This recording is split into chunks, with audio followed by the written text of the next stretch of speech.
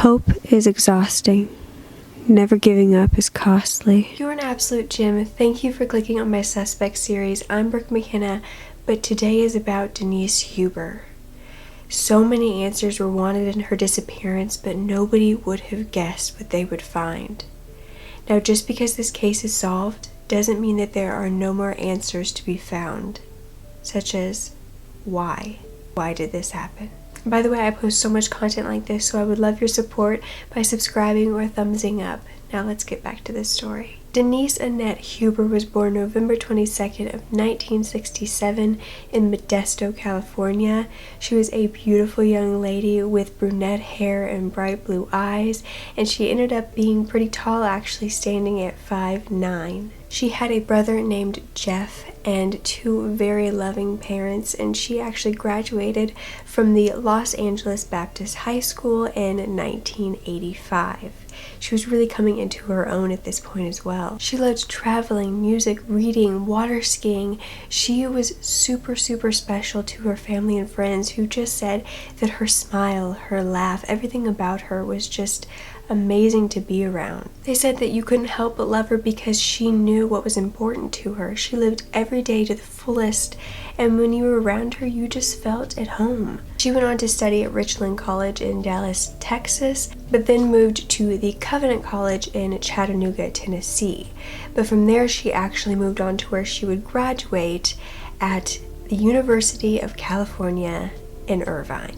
She got a bachelor's degree in social sciences in 1990. After college, she lived with her parents in Newport Beach, California, which was in Orange County. She was working as a waitress and part-time at Bloomingdale's, a department store, while she tried to find a job in her career that she actually enjoyed. She was 23 in 1991, and on the night of June 2nd, she had purchased two tickets to a popular music concert for Morrissey. They were playing at the Forum and she wanted to go. She bought 2 tickets though. Although her boyfriend Stephen Horrocks could not go because he had to work that night, Stephen actually asked one of his friends, Robert or Rob Calvert, if he would go with her instead. And he agreed, so they made plans to go together. So Denise drove, and she drove from Newport Beach, where she lived, to Huntington Beach to pick him up. She wore a dark jacket, a dark dress, she had stockings and high heels on. She was ready to go and ready to have fun. Once she picked Robert up, they went ahead and headed to the concert, parked in the parking lot of the Forum, and decided to drink some orange juice and vodka. They pre-gamed for a little while before going inside to the concert, where they had fun and shared a 20-ounce beer. Now, they still wanted to have fun after the concert, so on their way home, they stopped off at a bar called El Paso Cantina. It was in Long Beach, and while they were there, they actually saw a man that had had a crush on Denise, and she pretty much at this point had to tell him, look, like, I have a boyfriend, I'm not interested in you. So it was a little awkward, but they were still having fun, still drinking, and still having a good night. They actually stayed there until closing time, when they were kicked out, which would have been around 1:30 to 2 a.m. At this time, Robert didn't think that Denise was too intoxicated to drive, so he let her drive him home, and he got home in Huntington Beach at around 2:05 a.m. Now, Robert got home safely, but Denise never did that night. And on the morning of June 3rd, her parents woke up and saw that Denise wasn't there, and neither was her car. But again, she was an adult living at home, so they didn't really hound her with too many questions. They didn't always need to know where she was, so they really just left it, thought that she would call later telling them where she was, and it wouldn't be a big deal. But throughout the day, they both went to work, and her mother never got a call from Denise, which she thought was very weird. When she headed home and saw that Denise still wasn't home, that is when she began to panic. Her mother's name was Ione Huber, and she decided to go ahead and call Denise's best friend, Tammy Brown. Tammy had no idea where Denise was either, and she said that she would call around and see if she could find out. She called a few people, and nobody knew where Denise was, and Robert said that she had dropped him off at 2 in the morning. So, not being able to find out very much, Tammy decided to go out and look for herself. She decided to drive around, see if she could spot her car anywhere. It was a silverish bluish 1988 Honda, and Tammy went to look for it. She didn't really think much of it. She was just kind of driving around aimlessly when she saw it parked on the side at about 10 p.m. that evening of southbound Highway 73. She came upon the car and saw nobody inside. She immediately noticed the flat tire in the right rear, and that she was only a few minutes away from where Denise lived with her parents. So Tammy immediately called the Hubers, who came over to see what was happening. They found that skid marks were found on the road because of the flat tire. The car was unlocked. The battery seemed to be drained because the headlights or the flashers had been on for too long. There were no keys anywhere in the car, and neither was Denise, no sign of her at all. And the windows had been rolled down. To set the scene so you understand, the car wasn't in some deserted random area. Like right next to it, where, since there weren't cell phones at the time, there were call boxes just a little whiles away that were walking distance from the car.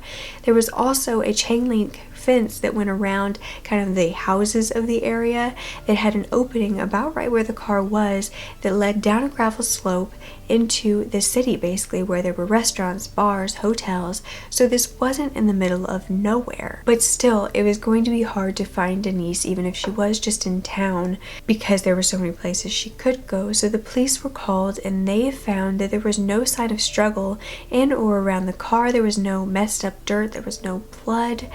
There was no sign of a fight, and even though there was basically no crime scene, the police still believed that Denise was possibly abducted. The Costa Mesa Police Department were basically baffled by this entire thing. They asked neighbors around the vehicle if they had seen her. They said no. They had helicopters fly around who couldn't find anything. Again, there was no crime scene, and this was basically one of the most baffling cases in Orange County history. After searching and finding nothing, they went after possibly finding leads, but there would never be a substantial lead in this case. The boy she went to the concert with, Robert, and her boyfriend Steven, were both questioned, of course, because they were the closest to her, but nothing was really found, and they weren't considered suspects at all. So they turned to the public. They needed their help to get this case out there, to find out any answers or possible information that anybody had. So they turned to TV, news programs, and it got to the point where they got on America's Most Wanted and Inside Edition to tell Denise's story. This did lead to a tip that came in from a newspaper carrier who was named Cynthia Brown. She had said that she had to get up early to distribute the newspapers, and it was about 2:25 when she saw this car with the lights flashing, but when she got closer, nobody was inside or around it. So this really didn't help anything either. A 30-foot banner was then made and put on the roof of an apartment overlooking this highway where Denise's car was found. It had her picture, a physical description, a contact number, and had the words, "Have you seen Denise Huber?" Flyers were passed out, messages were put on freeway billboards, there were bumper stickers handed out. There was also a rental plane that was rented to tow a message asking if anybody had seen Denise. There was also a $10,000 reward that had been raised. But still, no useful information was coming in. The Huber family even went to psychics. They had their own private detective. They used Denise's black Labrador to go to the scene and see if he could pick up Denise's scent and take them anywhere. But none of it was working. Denise's father said that his car was basically a rolling billboard because it had stuff all over it about Denise. And then every time he saw a girl with long brown hair, he had to see her face. This was so incredibly challenging for her parents and just completely weighed them down like it would any parent. They still went to work, but it was so hard to just do even the minimal tasks of working, sleeping, eating. But they never lost hope of finding Denise. 3 years went by with no answers, but on July 13th of 1994, they were about to receive all of them. Nearly 400 miles away from the crime scene in Yavapai County, Arizona, a police detective got a call. His name was Joseph Michael DiGiacomo, and he received a call saying that there was a possible stolen truck at a home in Dewey, Arizona. The local paint shop owner, Elaine Court, had actually gone to a house to pick up some paint, and upon going to this house, she saw a truck in the driveway. Now, not only was it weird that it was just a huge 24-foot truck in the driveway, but it was also a Ryder rental truck. But it didn't seem to be one that was being rented. It was rusted, there were paint cans all over the place, and it also had a California license plate in Arizona. She just got a very odd feeling about this, and she decided to scribble down the license plate number and give it to one of her detective friends to look at. And her gut feeling was right though, because when this car's license plate was ran through the system, it was found that this was a truck that had been stolen 6 months earlier in California. Deputy DiGiacomo went over, and at first he found it very odd because there was actually a cord leading from the inside of this truck all the way over the fence like it was going to another house nearby. He instantly thought that this was possibly a drug lab, and so he decided to call the narcotics team and a locksmith. Once they got there, the locksmith broke the doors open, and when they got inside, all that they saw were a whole bunch of paint cans everywhere. But this cord was leading to an industrial-sized freezer in the back. When they got to it, it was padlocked and wrapped in masking tape, and it looked really old. The narcotics team finally got there, and when they did, they cut through the masking tape, opened the freezer door, and basically smelt all that they needed to know. It was the odor of a decaying body. They looked in, saw a trash bag, but felt what was possibly a human shoulder. The truck was immediately cleared and sealed off, and the team of homicide and major crimes were then called because this was obviously not a narcotics case. When they got there, Detective Scott Masher went inside, opened the freezer once again, decided to cut through the trash bag. There were 3 trash bags in total wrapped around whatever this was, and when it was cut open, a body was found. It was in the fetal position with hands behind the back, handcuffed. The head had been wrapped in 3 white trash bags with gray tape over the mouth and the eyes, and it was completely frozen. The bag itself was covered in ice crystals and frost as though it had been there for quite some time. At the bottom of the freezer were bodily fluids that had been frozen solid. Scott Masher decided to seal the whole thing once again and send the entire truck to a forensics team in Phoenix, Arizona. At the same time, they obtained a search warrant for the man who lived in this residence. His name was John Familaro. He had moved from California to Arizona when his father got sick, and he lived right next door to his mother. He had taken the cord and plugged it into his mother's house, saying that he didn't want food to spoil. John was 39 years old at the time and seemed very indifferent to the entire thing. He wouldn't really say anything, and the only thing he really did say was that he wanted a lawyer. The forensics team did an external examination and autopsy, but her body was too frozen at the time to do anything. They actually had to wait a few days, and while they waited, they knew that any sexual assault evidence would be gone if they waited till it melted completely. So they took some evidence beforehand as well, using a hand dryer to just basically thaw certain parts of the body. They could tell though that her head had numerous injuries to it, almost seeming like 31 blows to her head. Her skull was basically shattered, but there was no physical evidence of any sexual assault. Fingerprints were then taken, and they matched to a California driver's license of a woman named Denise Huber. July 14th, they searched the home of John Familaro and found that he was basically a hoarder. There were boxes everywhere, which made the search even harder to find the evidence that they needed.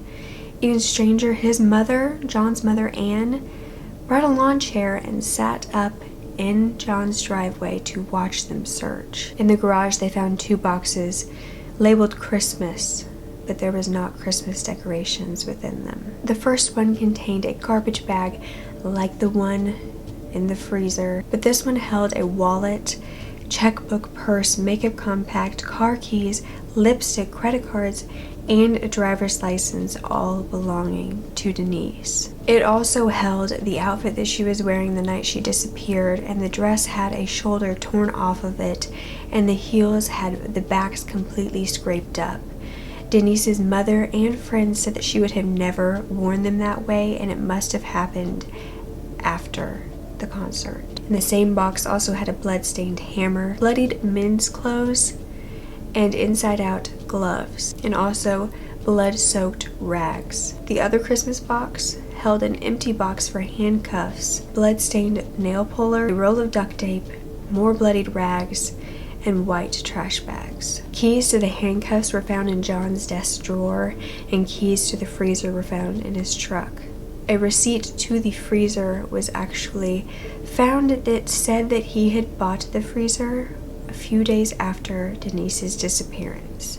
He also had a Los Angeles County Sheriff's Department uniform in his closet, and he had never been a sheriff. Once Denise's body was completely thawed, they did the final autopsy and ruled the cause of death blunt force trauma to the head. As if everything they found wasn't enough evidence, they then found that John didn't even try to cover his tracks. He kept several headlines from the newspapers of Denise's disappearance, and he had a recording of the Inside Edition segment on her as well. Then it was found that he actually had a warehouse in Orange County around the time Denise disappeared. The shipping labels on the Christmas boxes actually gave that address away. And so when investigators went to this warehouse, they tested with luminol to find traces of human blood. It came back positive, and when they ripped off drywall, they found a deep maroon color. It was tested and found that the DNA matched to Denise's. John Famularo was then arrested and charged of first-degree murder. In May of 1996, 5 years after Denise's disappearance, her parents and her brother Jeff were going to go to every day of that 6-week trial. They said that they had moved away from Orange County because the pain was too hard, but they were finally ready to move back. The trial began with the theory that John Famularo had happened upon Denise, who had had a flat tire and no cell to call anyone on, and instead of helping her, he brought her back to the warehouse. From the state his home was in, they also concluded that he kept her body as a souvenir, as many hoarders do, because he wanted to remind himself of the crime. Police also thought this couldn't have been a one-time thing because there was also other women's clothing in John's home. This was too aggressive of a plan to be the first time he did it. But his defense tried to say that there was no sign of an abduction anywhere near Denise's car, and in the truck that John was using at the time, there was no signs of blood found. The defense had a man named Gnarlbaum Perry who came forward saying that he was a client of John's who had asked John to paint his house. The day before the disappearance, he had painted it, and then that same day of the disappearance, he had seen him and there was no change in demeanor, but he did admit that after that day, several days, he couldn't get in contact with him at all. John came back saying he's sorry, he had pneumonia, and he had doctor's records to prove it. An ex-girlfriend of John's came forward saying that in 1987, 4 years before Denise's disappearance, she had went to New York City with John, where they stayed in a hotel. They had kind of been playing around, flirting, and then John brought out handcuffs and handcuffed her. Then he took off her nightgown, opened the curtains in the room, and left her there for hours. She said he left laughing and came back laughing as well. Going back to John Famularo's childhood, he was born in Long Island, New York, and was the youngest of 3. His mother, Anne, was said to be the type that believed that they were going to go to hell if she could not save their souls, and she was also a hoarder. Famularo was then bullied as a child for looking weak and unmanly and was called Fem-alaro. He was described as a loner but was never violent and had mood swings that went from hyperactivity to depression. He was sent to seminary as a teenager, and as an adult he went from job to job before settling into being a painter and having his own business. He was then said as an adult to be more manic and then depressive and then hyperactive. His friends described him as fun and polite, but also secretive and manipulative. A week before the murder, John had called a hotline help center and had a call for 42 minutes talking about his depression and thoughts of suicide. Then a week after, Denise was gone. But on June 20th of 1997, her killer was charged. A jury of 9 women and 3 men found him guilty of kidnapping, sodomy, and murder, and recommended death. The cold storage killer was covered in the news like crazy, and they finally had a sentence to write. John Famularo has been given the death sentence and is now waiting to be executed at San Quentin prison. But actually, no one has been executed in California since 2006 because the drugs that they were using were thought to be torturous and inhumane.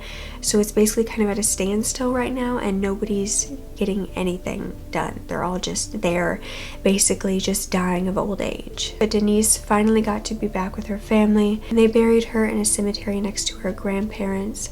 And then her mother asked for dozens of brightly colored balloons to be let free. This was an awful, awful case, but I am happy that they finally got justice. I'm just sorry that it had to turn out the way it did. But I want to know from you guys, why do you think he did this? Do you think it was just a power thing? Do you think it was a plan? Do you think he had done it before? And what do you think exactly happened that night? Do you think she got in the car with him to get help, or do you think she was forced there? I hope the Huber family are staying strong, and I'm happy that I got to share Denise's story. So yeah, don't forget to speak up. Your voice is powerful enough, and I love you to absolute pieces. Okay, bye. But who knows what you'll find if your quest disregards time.